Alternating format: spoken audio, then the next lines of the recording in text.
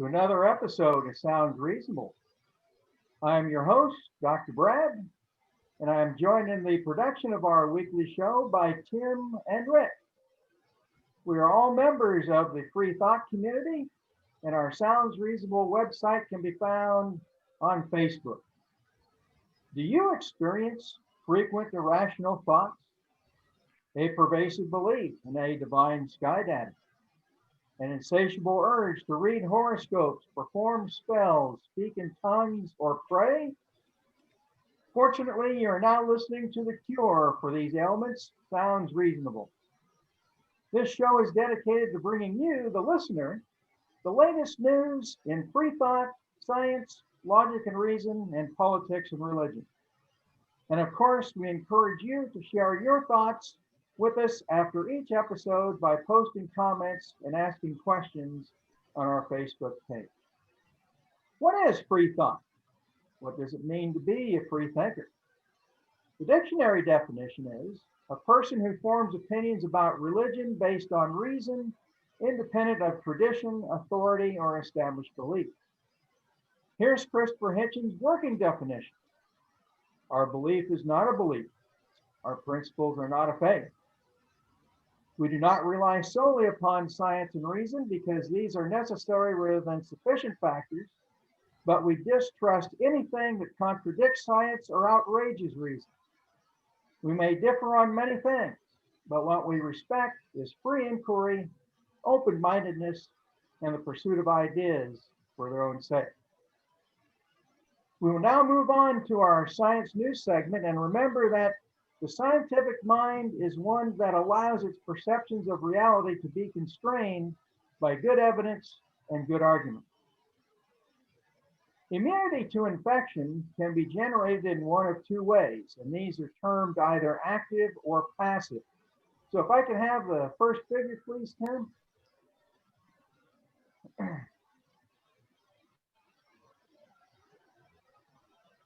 Okay, so the immune system, again, can be described as having either an active response or a passive response, and these can be either naturally acquired or artificially acquired. Now, the active response is what we typically think of with the immune response. And when that's naturally acquired, this is via antigens, that is components of pathogens, for example, entering the body naturally, with a net result of the body inducing the production of antibodies and stimulating a specialized lymphocytes. Whereas naturally acquired passive immunity is during pregnancy or close to parturition. So here, antibodies pass from the mother to the fetus via the placenta or to the infant via the mother's milk.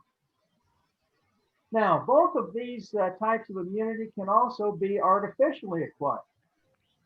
So in terms of active immunity, artificial induction involves vaccination. And again, we get the identical result that we obtain when we have a natural infection. With passive immunization, however, when this is artificially done, we have to have pre-formed antibodies, that is, antibodies taken from someone who has already had an infection or been immunized. And then those antibodies are subsequently introduced by injection to an individual that has been exposed to an infection. Now, I have personal experience with that artificially acquired passive immunity. I was potentially exposed to an individual that had hepatitis A. And so I remember, if you'll excuse the phrase, getting a butt full of, of antibodies against hepatitis A.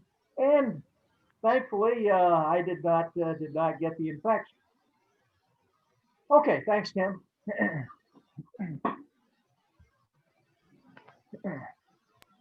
Now, in the case of infants, antibodies again are transferred from the placenta to the fetus during pregnancy and for about 6 to 8 months after birth. The mother, in addition, will secrete antibodies into her breast milk, and the infant obtains additional antibodies orally. So if I could have the second figure, please. So this figure illustrates the concept behind passive immunity in terms of newborns.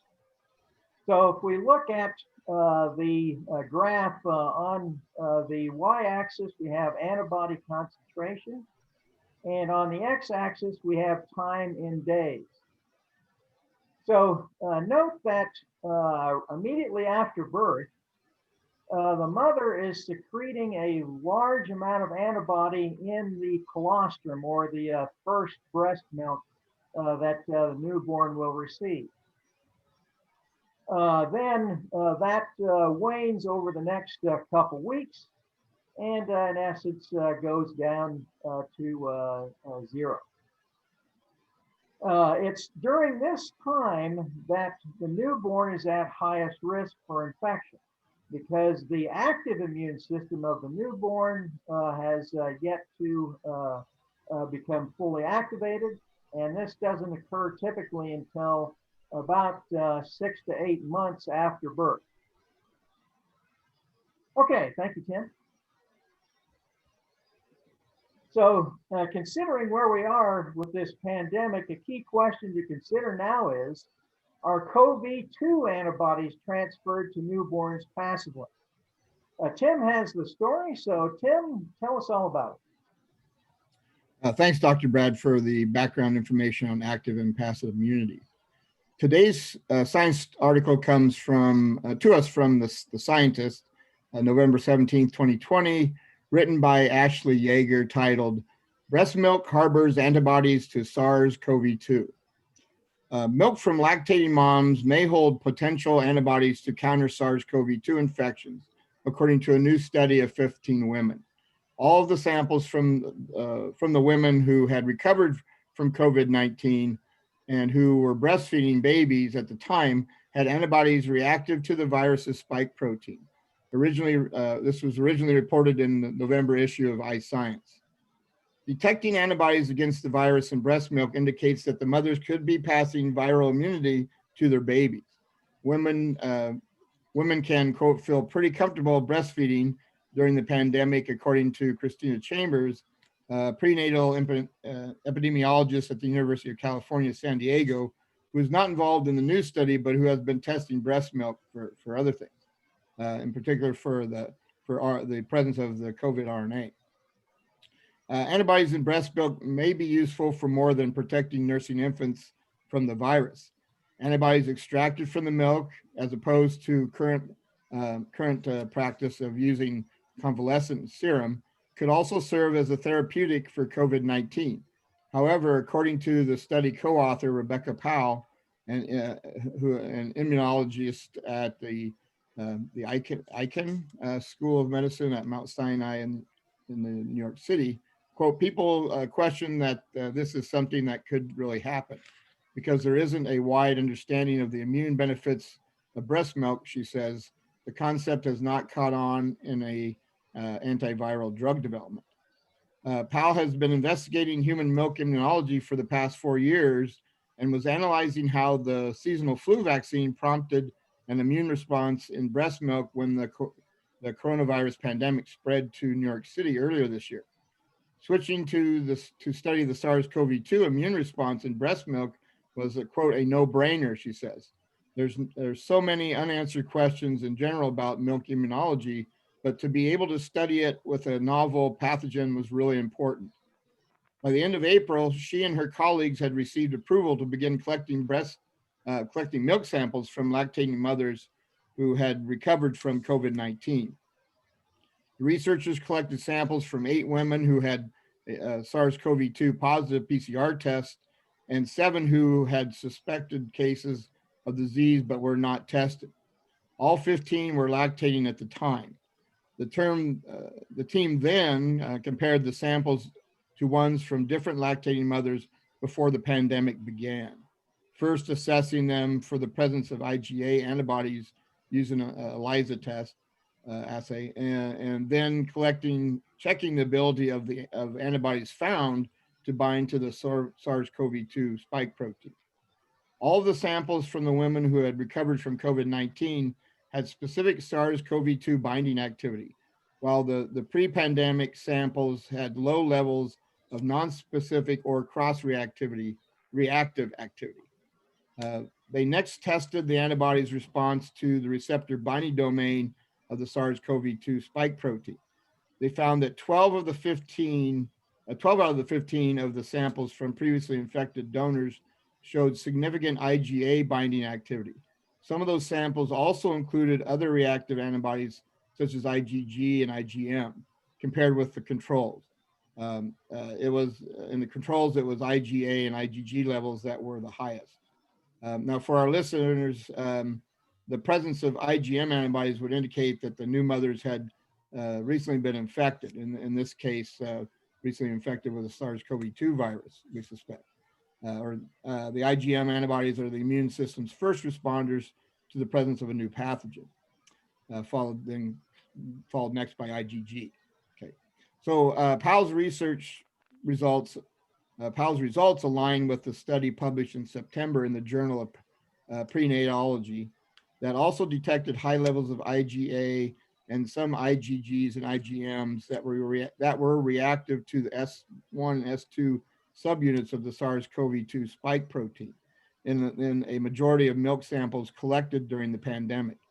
None of the breast milk tested positive for SARS-CoV-2 with a PCR test, suggesting that none of the mothers were infected at the time of sample collection.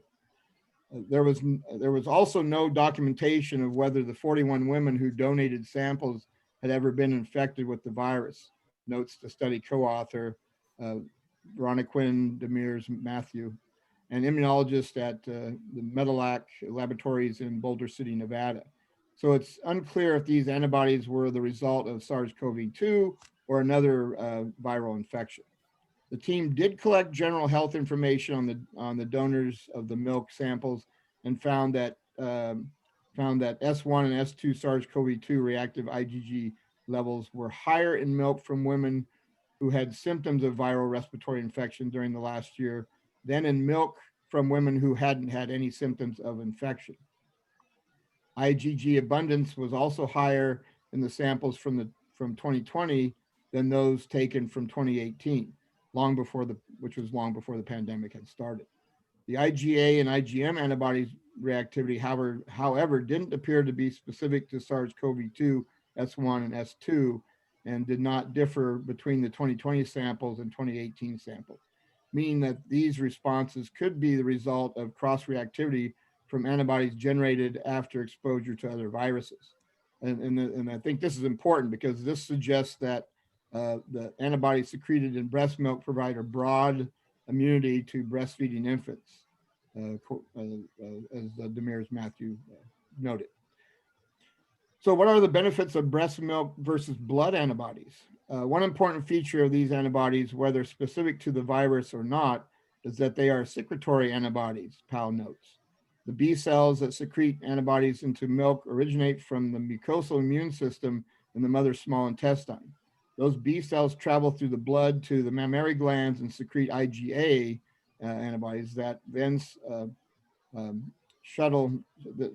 that's then shuttled from the mammary tissue to the milk via a transporter protein. These proteins, called secretory components, leave pieces of themselves on the antibodies, wrapping around them and protecting them from being degraded in the infant's mouth and gut. Secretory antibody is found not only in milk, but in saliva and other mucosal secretions, Powell explained. Quote, it's not unique to milk, but it's not what you find in the blood. That difference could give breast milk delivered antibodies an advantage over blood-based ones as far as therapeutic options go, she explains. Antibodies such as IgG that are extracted from serum and transferred to the blood of a sick person travel throughout the body and might not go where they are needed. But secretory antibodies such as IgA from the breast milk could be extracted and then inhaled into respiratory tract, just where those antibodies are needed in COVID-19. Because of the protective secretory component they have, these antibodies can endure the mucosa and target the virus, Powell explains. Quote, what we are finding in the milk is unique compared to what many people have already studied in the blood in terms of antibody response, she says. Research suggests that blood-derived antibodies can last months. Secretory antibodies in breast milk might last longer, Powell's most recent data indicate. And that means there could be a longer window to collect antibodies from lactating donors after they've recovered from COVID-19. Neither Demers, Matthews, nor Powell's studies tested whether the breast milk antibodies could neutralize SARS-CoV-2, which is the next step in both teams' research. Powell has early results suggesting the breast milk antibodies do neutralize the virus, and a company called Lactiga has partnered with her to continue developing the idea of extracting antibodies from breast milk to counter COVID-19. Quote, I think the potential is really great, says Powell, if we get past this taboo that it's breast milk. So, Dr. Brad and Rick, are you guys ready for your breast milk treatments? Can we make it into ice cream? Yeah, there you go. Sure. Unfortunately, women tend to not believe me when I tell them I haven't been weaned yet.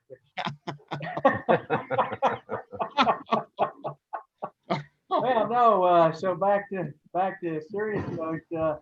So didn't you say that the receptor binding domain was being recognized by these antibodies? Yeah, yes, and just in that the other study, it was too, but they just weren't sure if it was. They weren't sure because they didn't know if the women had actually had COVID, had been susceptible or had experienced COVID or not. And so the other study with the 41 women, some of them had been sick with a respiratory thing, but they didn't know if it was COVID, and then some had not. But those that had been had a respiratory illness, they showed a better reactivity as far as higher concentration of IgGs. So I suppose I was thinking maybe it's possible. I mean, you could have had another coronavirus, right? You could have had another like a cold coronavirus, and maybe that's why it's also seen some cross reaction. Right. But in terms of predicting that these antibodies will neutralize, the fact that they already have identified that they're binding the receptor binding domain almost certainly means that they're going to. Right. So they should be pretty highly effective against the infection. Right. Which of course is what you want, obviously. And then the fact that if there are, if you have other non-COVID coronaviruses that have similar domains, that maybe you could end up with a cold corona, so to speak, and also have some protection for SARS. I think that's what it's suggesting. Yeah, absolutely. The fact that you get these cross-reacting antibodies, since it's flu season, I'll bring this up quickly.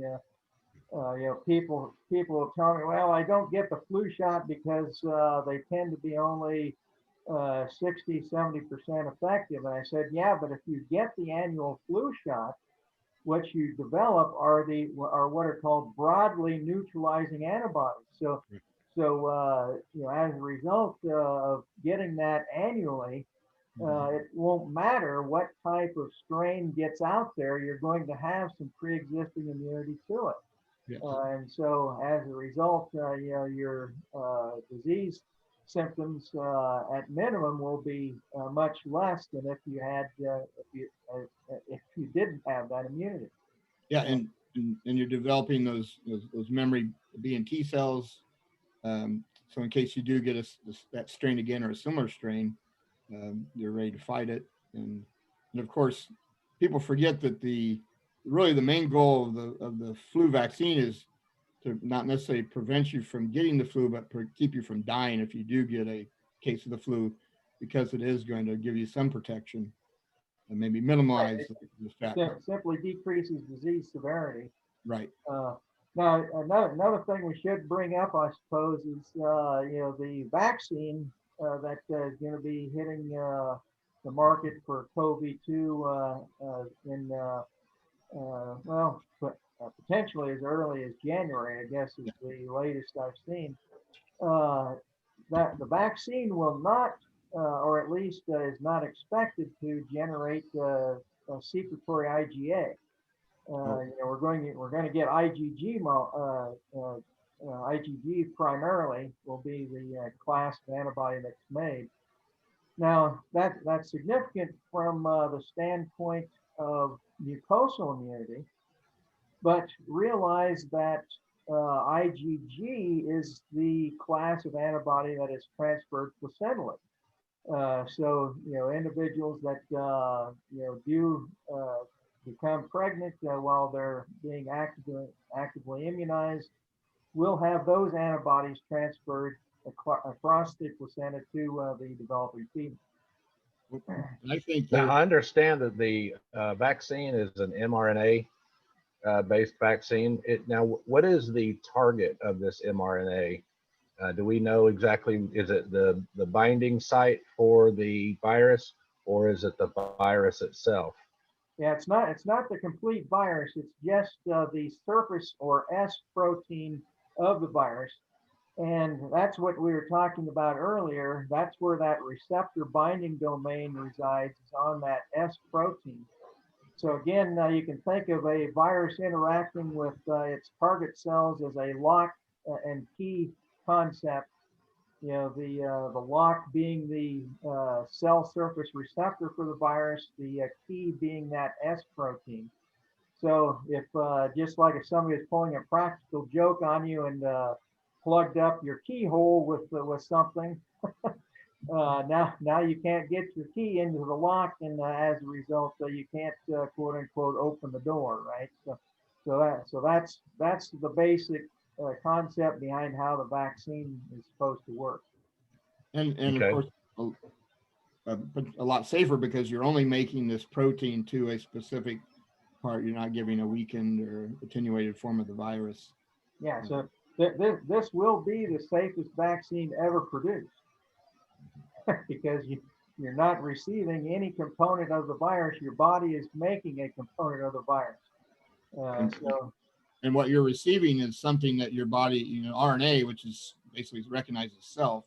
So you're not going to have any response to the RNA molecule. Right, correct. Yeah. Now, real quick before we leave, I just thought that the breast milk research, as far as antibodies showing up in the milk, was really fascinating. Just the fact that I wonder, if the mother has been vaccinated for all these different things, I wonder how many of those other vaccine, the IgAs or any other antibodies that are showing up, or even those maybe from previous vaccines that the mothers had that are crossing the placenta to produce an early protection. I think that'd be interesting to see. Here's an interesting concept. Rather than, one of the arguments that anti-vaxxers make that claim that they're not anti-vax, they just have a problem with the vast amount of vaccines that babies are given, is I wonder, and maybe you know this, if we've tried to passively vaccinate infants during pregnancy for some of these viruses. And of course, the challenge there is that passive immunity, as we showed from that graph, just doesn't last very long. Right. So your IgG, for example, has a half-life of 21 days. IgA, I think, is around 10. You're cutting in half the amount of those antibodies you have every 1.5 to 3 weeks. I see. Yeah. So without being active, having active immunity, you'll never make it. Which, by the way, is why severe combined immunodeficient individuals survive for a while after birth. okay, is because they've received passive immunity from the mother. So even though they can't develop an immune response themselves, they had that pre-existing immunity at birth. So yeah, just another side like that. All right, I think we're going to have to leave it there. So we'll be right back with more Sounds Reasonable.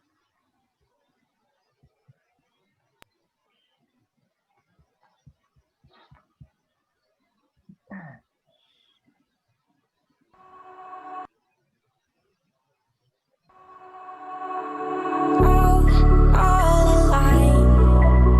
The devil's in the detail, lingered inside. Oh, a holy crime. But how can I hide you without an alibi? It's a reckless fight without an alibi. You took my innocence. I can't wait no longer. I'm playing with the monsters. Everything that brought me alive. Oh, we're all like monsters, playing with the monsters. They brought me alive, but got no alibi. It's a reckless fight without an alibi. You took my innocence without an alibi.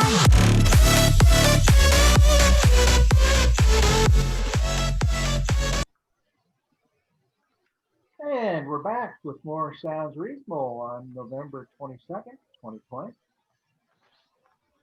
Now, one would think that once the vote tallies are certified in Michigan, Wisconsin, Arizona, Georgia, and Pennsylvania, in other words, the swing states from this past election, we could get on to the business of the Biden administration via a smooth transition, right? Oh no, saith the Trump and his supporters. The story I'm going to relay today comes from Reuters News Service and was published in U.S. News and World Report, authored by Brad Brooks, Nathan Lane, and Tim Reed, and was published on November 20th of this year. The title of the article is Why Republican Voters Say There's No Way in Hell Trump Lost. So let's journey to West Texas, Sundown, Texas, to be precise. Brett Fryer is a middle-class Republican, a 50-year-old chiropractor in this West Texas town. He owns a small business. He has 2 undergraduate degrees and a master's degree in organic chemistry. He attends Southcrest Baptist Church in nearby Lubbock. Fryer didn't much like Donald Trump at first during the U.S. president's 2016 campaign. He voted for Texas Senator Ted Cruz in the Republican primary. Now, Fryer says he would go to war for Trump. He has joined the newly formed South Plains Patriots, a group of a few hundred members that includes a reactionary force of about 3 dozen, including Fryer and his son Caleb, who conduct firearms training. It's that type of stuff that makes me nervous about all this crap. But anyway, nothing will convince Fryer and many others here in Sundown, including the town's mayor, another Patriots member, that Democrat Joe Biden won the November 3rd presidential election fairly. They believe Trump's stream of election fraud allegations and say they're preparing for the possibility of a civil war with the American political left. Now, I keep wondering who's going to make the uniforms for this civil war. But anyway, maybe we don't need them. Oops, there we go. If President Trump, sorry, go ahead. Isn't that what their wives are for? I suppose. Just ask. If President Trump comes out and says, guys, I have irrefutable proof of fraud, the courts won't listen, and now I'm calling on Americans to take up arms, we would go, said Fryer, wearing a button-down shirt, pressed slacks, and a paisley tie. during a recent interview in his office. The unshakable trust in Trump in this town of about 1,400 residents reflects a national phenomenon among many Republicans, despite the absence of evidence in a barrage of post-election lawsuits by the president and his allies. About a half of Republicans polled by Reuters Ipsos said Trump rightfully won the election, but had it stolen from him in systemic fraud favoring Biden, according to a survey conducted between November 13th and 17th. Just 29% of Republicans said Biden rightfully won. Other polls since the election have reported that an even higher proportion, up to 80% of Republicans, trust Trump's baseless fraud narrative. Trump's legal onslaught has so far flopped, with judges quickly dismissing many cases and his lawyers dropping or withdrawing from others. None of the cases contain allegations, much less evidence, that are likely to invalidate enough votes to overturn the election, experts say. And yet, the election theft claims are proving politically potent. All but a handful of Republican lawmakers have backed Trump's fraud claims or stayed silent, effectively freezing the transition of power as the president refuses to concede. Trump has succeeded in sowing further public distrust in the media, which typically calls elections, and undermines citizens' faith in the state and local election officials who underpin American democracy. In Reuters interviews with 50 Trump voters, all said they believed the election was rigged or in some way illegitimate. Of those, 20 said they would consider accepting Biden as their president, but only in light of proof that the election was conducted fairly. Most repeated debunked conspiracy theories espoused by Trump, Republican officials, and conservative media, claiming that millions of votes were dishonestly switched to Biden in key states by biased poll workers and hacked voting machines. Many voters interviewed by Reuters said they formed their opinions by watching emergent right-wing media outlets such as Newsmax and One America News Network that have amplified Trump's fraud claim. Some have boycotted Fox News out of anger that the network called Biden the election winner, and that some of its news anchors, in contrast to its opinion show stars, have been skeptical of Trump's fraud allegations.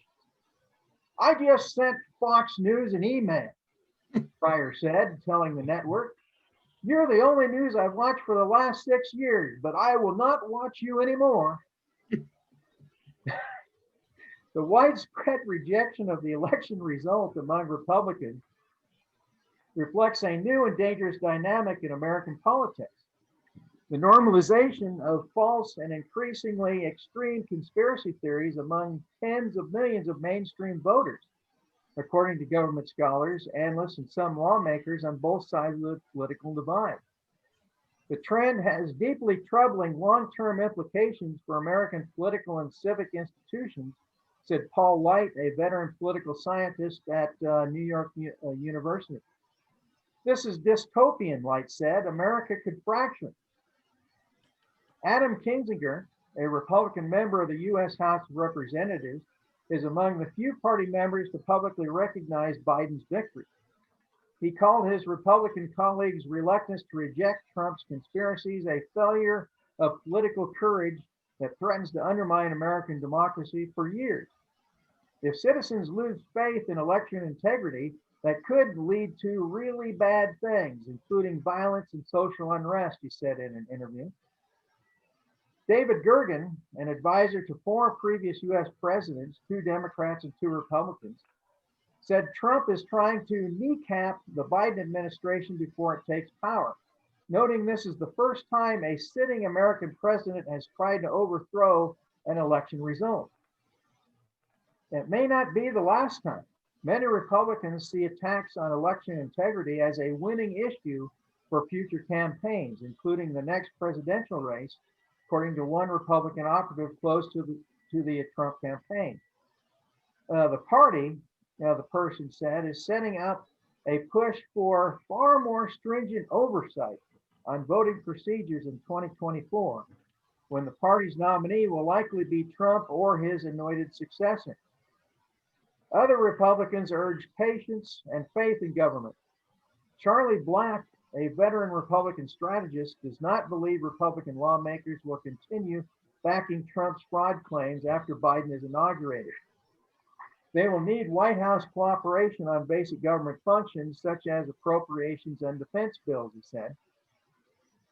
People will come to see we still have a functioning government, Black said, and Republicans will become resigned to Biden and see it's not the end of the world. The Biden campaign declined to comment for this story.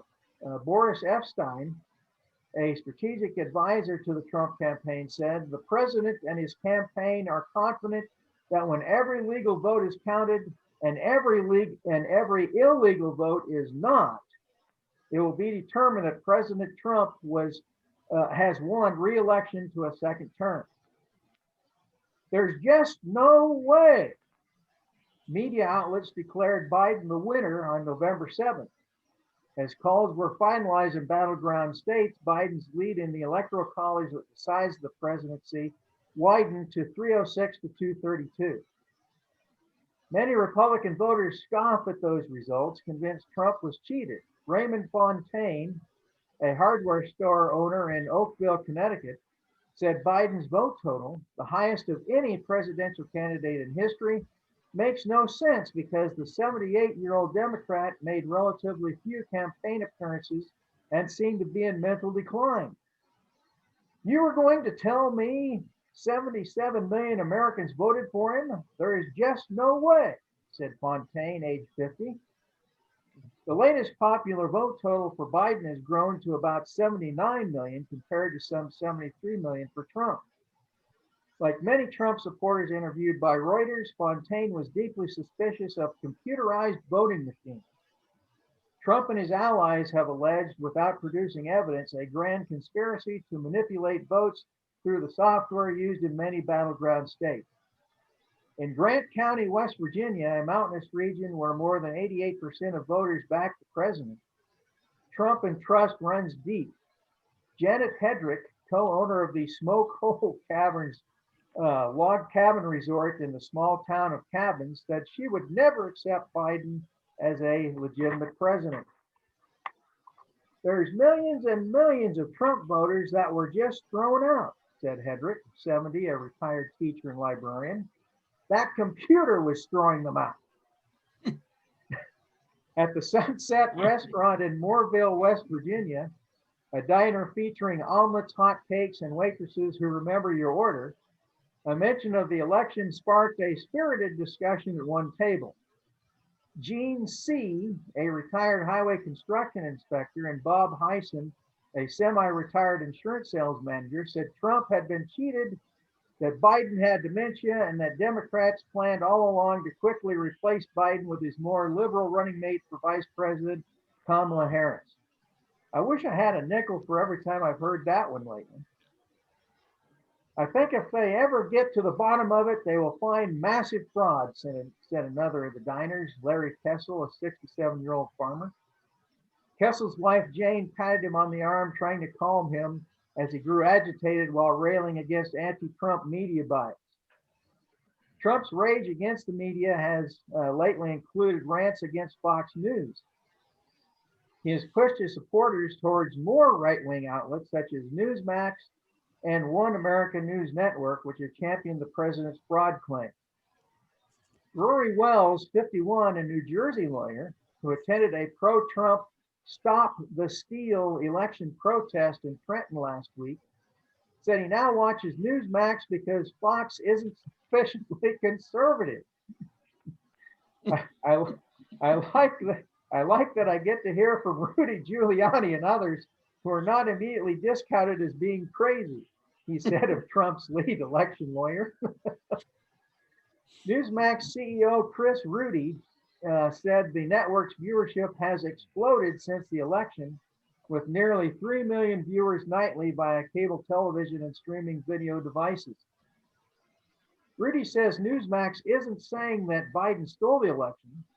but they're also not calling him the winner, given that Trump has valid legal claims.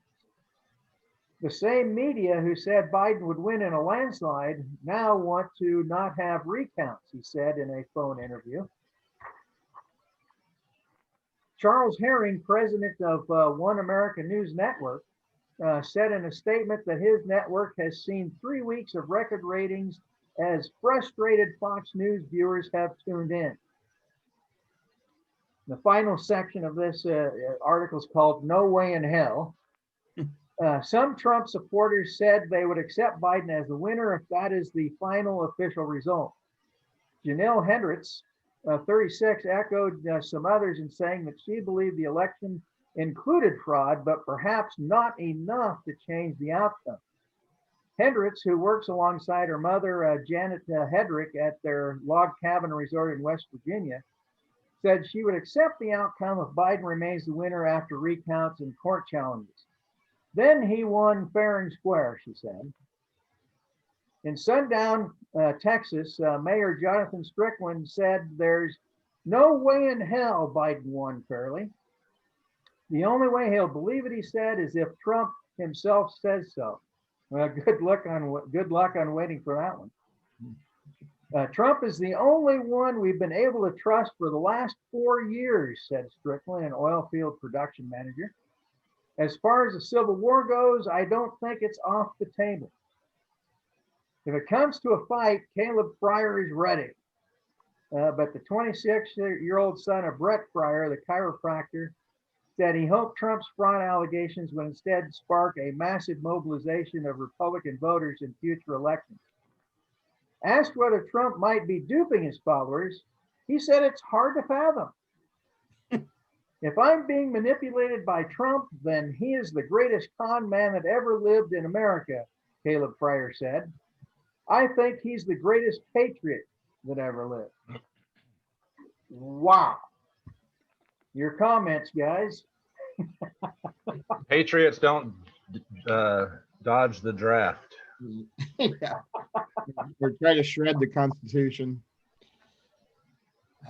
It's just, yeah. You know, the most troubling thing to me is the way in which social media has made it possible to simply live in your own bubble now, and that's where the country is. You know, here you've got a group of people, and you know, you hate some of these people are obviously bumpkins, but you know, you can't have 70. I hope we can't have 73 million bumpkins out there. So we've got to believe that. Well, let's say that it's 80%. So what that works out to be about 60 million, right? Be about 60 million or so people out there that actually believe that Trump has been defrauded. You know, how do you convince them otherwise? What do we have to do? Have them actually themselves go in and count votes? I don't know how it's going to be possible to convince it. I don't think you can. And again, it's the disheartening thing is you have well-educated people that just buy into this and will not believe anything. I mean, I've been a former person I went to school with, high school. Both her husband and her are both well educated, and just been going kind of back and forth a little bit on Facebook, just because she just doesn't believe. And so of course last thing she posted was the press conference with Rudy Giuliani and his team, and then I retorted with the Fox News report talking about that and how a lot of those things that Rudy Giuliani was talking about had been thrown out of court already, and how they weren't true. And hers comeback is that she doesn't watch fake news. She doesn't believe in fake news. I said, since when did Fox become fake news? And so she's one of those that then mentioned, I hadn't heard of it, and mentioned the Newsmax. She says, I only listen to Newsmax now. So wow. Yeah. It's just, and there's no convincing. So you'll see that when the truth will come out, you'll see. And I said, yeah. There's nothing you can do. There's nothing you can do. No way to convince him. Well, I think the same reason this is happening is the same reason Trump ran to begin with back in 2015 and 2016, which is he is angling to steal the vast majority of the market share from Fox News. I believe him and Steve Bannon. Steve Bannon has been a crazy guy for a long time. Prior to being in bed with Donald Trump, he was a gold farmer selling fake gold off of video games. He would have people sitting in offices playing video games, harvesting fake gold inside this game, and then they would sell it online so that people could skip being small in the game. They could go straight to being, and so he actually got sued for this. Steve Bannon and Donald Trump, even though Bannon was officially drummed out of the White House as an advisor for some of his past and current comments, he's still very much in the picture, and they are trying to steal all of the audience from Fox News. This is all designed to steal the audience. And I'm pretty sure that Trump is in bed with OAN and Newsmax. Yeah, I have a little doubt about that. That's an angle I hadn't really thought of. All of this is simply for Trump's post-presidential career. All of this, refusing to concede and claiming fraud and all of this stuff. Yeah, so that's a good point, Rick. I had not thought about that as the motivation here. But I wonder what how they're going to deal with the demographics. Because regardless of what they want to do, Georgia's demographics have obviously changed, and Rick will tell us more about that here in a little bit. Texas is very close to changing. Mm-hmm. If Texas goes, it's over. We'll never see another Republican elected.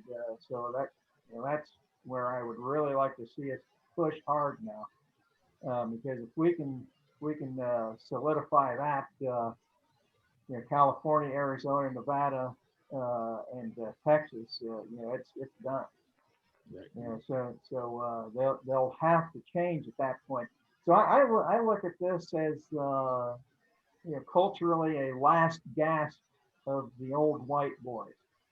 Of course, I'm very much so. I'm an old white boy, so. But you're on the other side of the fence, though. Exactly, but I managed to get myself on the right side of the fence. Exactly. Yeah. So anyway, I get a lot of stares driving around in my pickup truck here in Georgia with Black Lives Matter stickers on my windows. Oh, I bet. I imagine. You're a brave man, Rick. Yeah.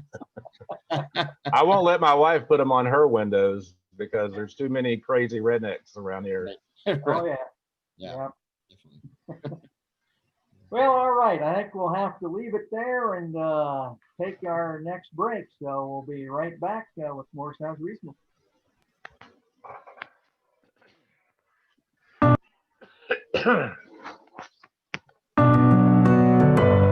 I've got a frog in my throat.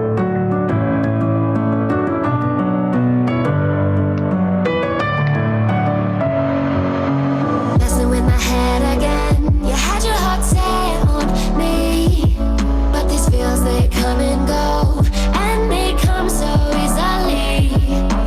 Tell me what it is about you that I can't forget, but you're breaking down my walls again just to set me free.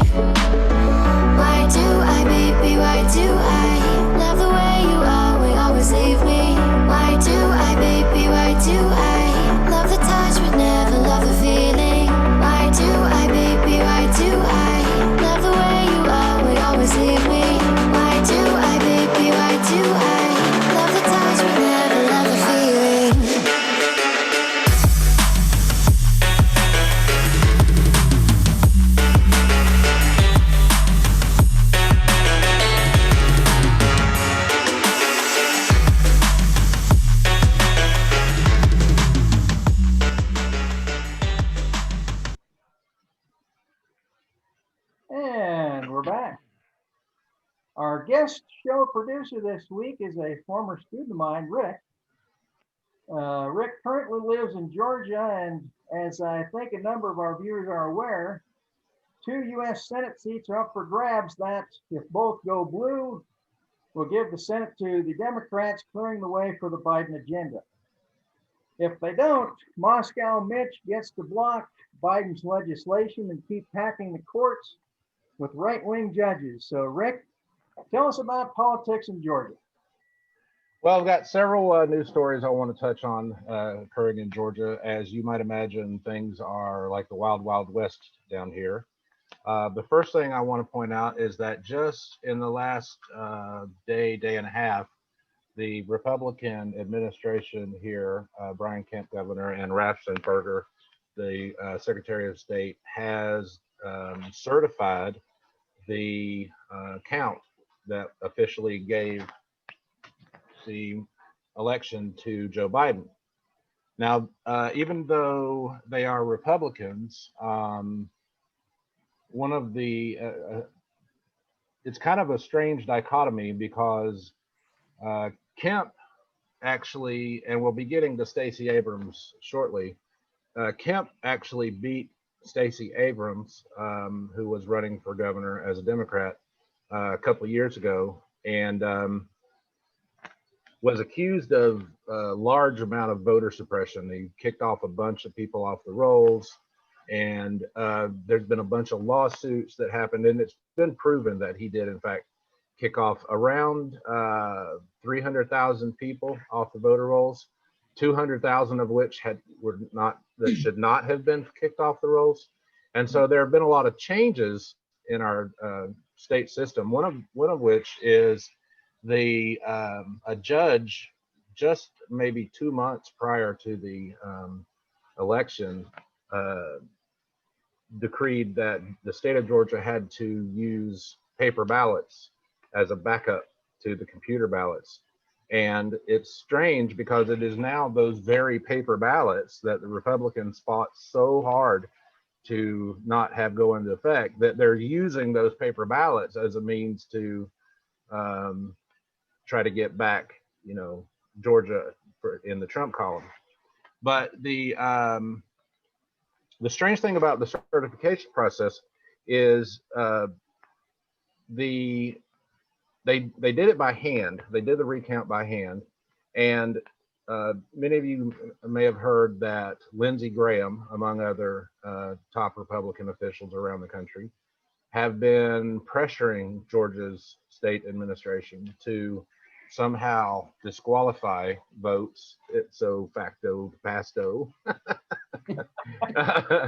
whatever magic words they can come up with that sound legit, so that it can go to the Trump column. The problem is, and this is merely just a speculation based on observation, is that Kemp and Raffensperger have future aspirations. Kemp himself sees himself as a future presidential potential nominee, and so he was very much up against the wall in towing the line during this recount, because had he not, it would effectively doom his future. So those have just occurred. And one strange thing that happened is around 3,500 votes that had not been uploaded properly during the count. So the way it works here is you fill out a paper ballot. The paper ballot is scanned into a machine. Those machines collect the votes in a memory card, and then those memory cards are uploaded to the state system. Well, they had found in several counties memory cards that had not been uploaded. And even though one of the counties was just west of me, my county was Floyd County, and even though these votes were strongly in the Trump column, there was not enough to make a significant dent. Before the recount, Biden was up around 14,000 votes, and after the recount, And even finding these votes, it's only around 12,500. So it's really not a big shift in the numbers. But one of the things that happened, because the Biden campaign only won by around 0.3%, because it's within 0.5%, the Trump campaign can request a high-speed machine counting recount. So we're now about to count all of Georgia's ballots for a third time. And there is a bit of concern because this will be high-speed machine only. And, that's one of the reasons why, because the Democrats put up a hell of a fight here just before the election. The Republicans actually switched to a new computer system, new vote counting machines, just in March of this year, which seems a bit, poor timing, if anything. And so that's the reason that the paper ballot decree came into effect, given how the proximity of the new machines. And so they will be recounting the votes here pretty much starting Monday. And it shouldn't take long, but we'll find out. We don't expect any changes. However, one thing that's a pretty big concern is Trump, as well as Loeffler and Perdue, who are the sitting Republican senators that are in the runoffs for January 5th against Warnock and Ossoff, respectively. They have sided with Trump in coming out with a lot of accusations and crying foul against Kemp and the Secretary of State, both of whom are lifelong Republicans, and both say that they have never even once voted for a Democrat, but somehow they've decided to throw in cahoots with the Democrats to hand Georgia to Biden. So as a result of all of this crying wolf, both of the heads of the state are receiving death threats from both here in Georgia and around the nation. The GBI, which is the Georgia Bureau of Investigation, is a pretty large police outfit in and of itself. And both they and the FBI are investigating the threats. And so we're hoping that they are just merely bluster, but we've seen things like the Rittenhouse in Kenosha and other issues that people with real weapons take these things, regardless of how much truth they may have, they still come out and do some pretty dangerous things. So they have to check it out. One of the things that is going on here in Georgia is there is some concern about well, let me get back to this. So the threats that are occurring, and we were talking about how there's so many Republican supporters, Trump supporters, that are attacking Fox, and in part the Republican Party itself. And Brad sent me an interesting article that's in Newsweek from a James Crowley, and in it talks about how there are people throughout Georgia, Republican, I don't know how much of a leader they are, but in some circles, just the loudest becomes the leader, even if they are a leader. They're trying to convince people to not support the Republican Party in an attempt to almost as if to purify the Republican Party. It's an odd dichotomy. The Democratic Party is trying so hard to create a large coalition with the different racial groups, the the LGBTQ groups, and et cetera, the immigrant groups, et cetera. But the Republican Party seems to be purifying itself to be just Trump followers. And it's really, the sad part is here in Georgia, it's almost boiled down to there's a lot of animosity, even between family members here in Georgia. And what I'm finding is the more religious people who tend to have they follow authority, I guess is how they view things.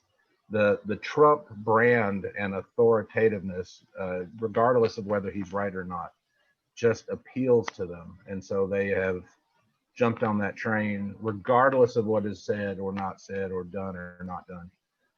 And they're willing to burn the Republican Party. They're not Republicans, they're Trumpsters. They just happen to vote Republican.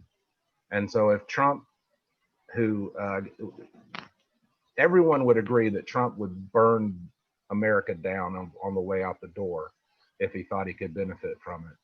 And so if he feels, and he probably does, that he can steal the Republican Party on the ground from the Republicans, he will convince his followers to do so.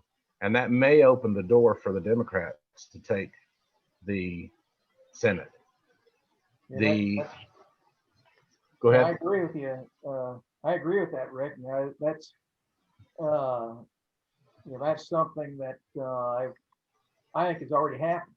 I don't think there's any doubt that the Republican Party is now Trump's party if he has the means to continue the process. And I think your point in the previous segment was well taken. I think that is exactly what he's trying to do via these alternate news networks now, is have his own propaganda machine full time. Yeah, it's pretty sad. You were speaking about the news bubble that people are in. The people a little bit younger than me, they've never been in a world where the fairness doctrine existed, that Ronald Reagan eliminated in the early 80s, which made news outlets be impartial. It insisted that news be presented on an unbiased level, which is what then gave rise to Fox, which then gave rise to MSNBC, and vice versa. And then you wind up with Alex Jones and things of that nature. And so here in Georgia, it's just, I can't speak to the rest of the nation, but it appears to be going on everywhere, that it's, with each day that passes, it gets more and more bubble oriented to where there's no overlap. So Rick, and I know there's been some suggestion of this. So are you thinking that the Trumpsters are not going to care about the runoff because it has nothing to do with Trump? Is that what that is? I think that's a very strong possibility. That's what they're saying. Right. They're threatening to, if the Republican Party does not throw every ounce of its weight behind Trump's efforts to reclaim this election, then they will respond in kind by not showing up January the 5th. Which consequently would be good for the left. Yeah. I'm all for it. So one of the things another thing that's happening here is Stacey Abrams, who I had mentioned before, was previously a state representative, a state senator. She is amazing, and she has signed up over 750,000 new voters since she lost the gubernatorial election to Brian Kemp. So much so that roughly 90% of all Black voters in the state are registered. Wow. That are actually eligible to vote are registered, and so they're getting to the point where, for example, they are targeting now the teenagers who have become eligible to vote since October. There's roughly 23,000 teenagers from the start of October to December 7th, which is the deadline to register for the January 5th runoff. And they are specifically targeting those teenagers in high schools in an attempt, obviously in the larger high schools, in an attempt to sign them up. And as we know, the younger cohort votes overwhelmingly for the left. Yeah. And so that's one of the things that's happening here. And the Abrams coalition is fairfight.org, and they are pulling in, they're expected to spend over $100 million on 13 various subgroups around the state in just their group. That doesn't include the DNC and all the other, like Andrew Yang, who has come in and has moved to Atlanta to help pull. I'm sure the Lincoln Project is probably also active down there. Yes, the Lincoln Project is very active here as well, as is Mayor Bloomberg. Right. Yeah, sure. Bloomberg. Yep. So the Democrats are pushing extremely hard, and with good reason. I mean, we all know what happened to Obama during the years that he was, basically up against Moscow Mitch. He got very little done. Very little done. Oh yeah. No, I mean, this is an absolute must win, in my opinion, for any significant change to happen. So Rick, I think we're going to have to leave it there, but thanks so very much for that report. And we'll be right back with our crazy story of the week.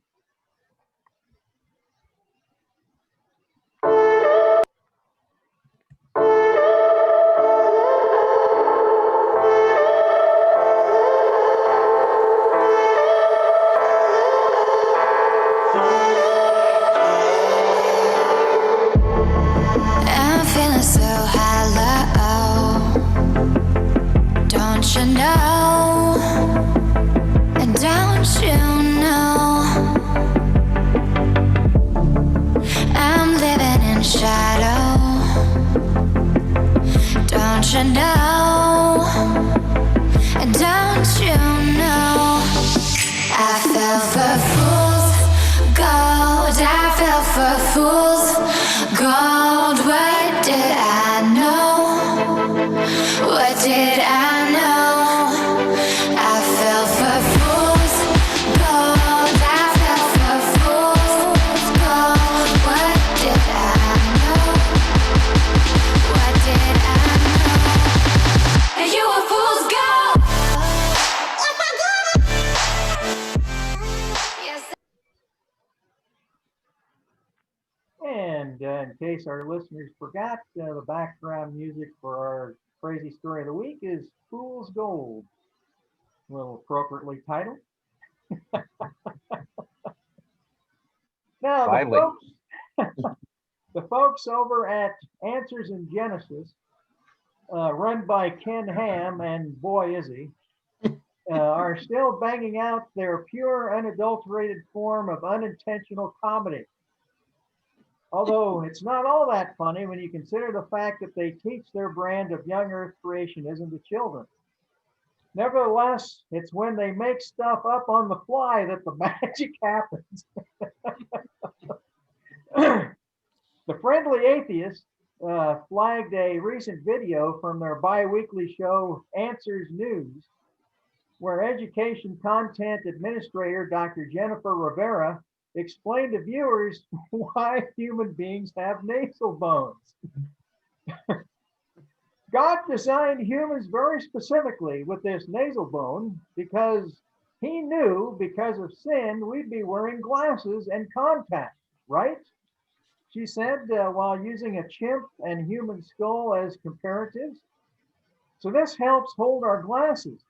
Primates have no need to wear glasses, so they were not created with that bone there.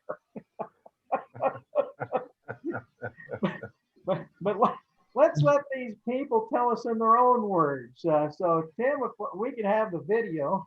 You bet.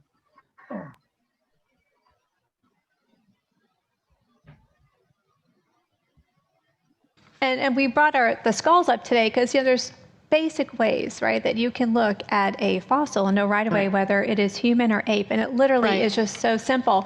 So when you look at a human skull, which this is, right, if we look at it in its correct position, you see the human, right, the profile is very straight, but it is completely different in a primate, right? It is slanted. And so you could easily look, if we go back to that picture of the fossil, back up to that one. you can look at that and go, no question, it's a primate. There's just no, it's that simple. And we also can look at the nasal bone right here. God designed humans very specifically with this nasal bone because he knew because of sin we'd be wearing glasses and contacts, right? And so this helps hold our glasses. Primates have no need And that's the same way there. You to can wear see. glasses. So they were not created with that bone there. All right, Tim, thanks for putting that up. Now, unbeknownst to these ignoramuses is that both skulls they show are primates. Yes. The Homo sapiens skull they show is, of course, modern day humans. But the second skull they show, and not the one that they had in the studio, but the one that they flashed up on the magazine cover, is also a primate. Is so far the earliest human fossil described, Sahelanthropus chadensis. And for an excellent description of the history of human fossil discovery in Africa, I strongly suggest reading Ann Gibbons' book entitled The First Human. In sum, God knew we'd be sinners, and he knew that one day he'd slap us with worsening eyesight as we age, as punishment for those sins, so he preemptively equipped us with nasal bones to support the technology that he knew would effectively counter his punishment. A couple of thousand years after the fact.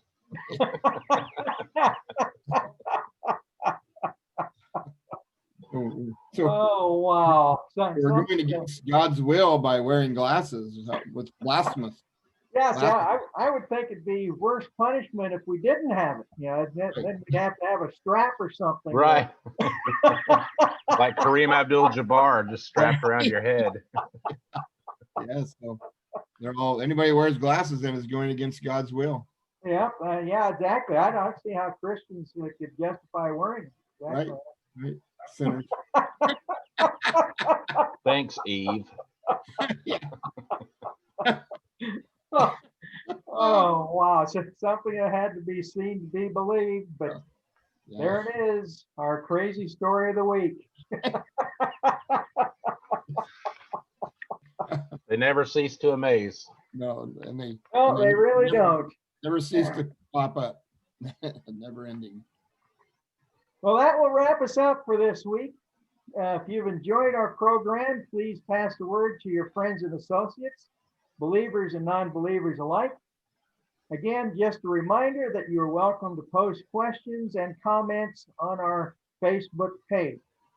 Just a quick programming note, we will be off for Thanksgiving break next week, so our next show will be the first Sunday in December. Remember, there is a big difference between having good reasons for what one accepts to be true and having bad ones. Incidentally, this is the only distinction one needs to become a strict atheist. This has been Dr. Brad for Rick and Tim saying so long. See you.